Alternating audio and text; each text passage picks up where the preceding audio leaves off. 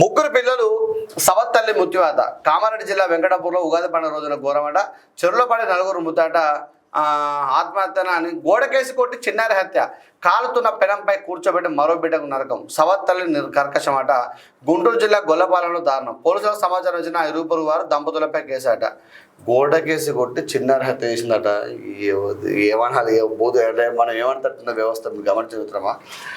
వాదుడు కాలుతున్న పెనంపై కూర్చోబెట్టాట. ఆమెని ఏం చేయాలంటే సరసల నూనె కాగుతుంది కదా, అలా కొంచెం కూర్చోమని చెప్పాలి. ఆ చిన్న బిడ్డ మీరు గమనించండి, తన పానం ఎంత, తన కథ ఎంత. గోడకేసి కొట్టిందట ఒక తల్లి, ఇంకో తల్లి పెనం మీద కూర్చోబెట్టిందట. సలసలను కాగి నూనె మీద కూర్చోబెడితే ఆమెనే ఎట్లా కూర్చోబెడితే పరిస్థితి ఎంత శ్రీకాంత్ గారు? అది వాళ్ళను సాడిస్ట్ అంటారా లేకపోతే ఏమంటారు? అసలు సావిత్రి తల్లి కరెక్టే, పిల్లలు ఉన్నారనే కదా చేసుకున్నదామే. Best person.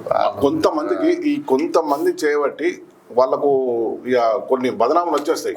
మొన్న ఒక పాప కూడా కుటుంబ పోషణ భారం అవుతుందని చెప్పి ఆ బిడ్డను బకెట్లో వేసి అనుకోకుండా ప్రమాదం చనిపోయిందని చెప్పినాడు. పోలీసులు ఎంక్వైరీ చేస్తే ఆ భర్తకు 2 కిడ్నీలు చనిపోవడం, కుటుంబ పోషణ ఇబ్బంది అని చెప్పి పాపని చేసినాడు.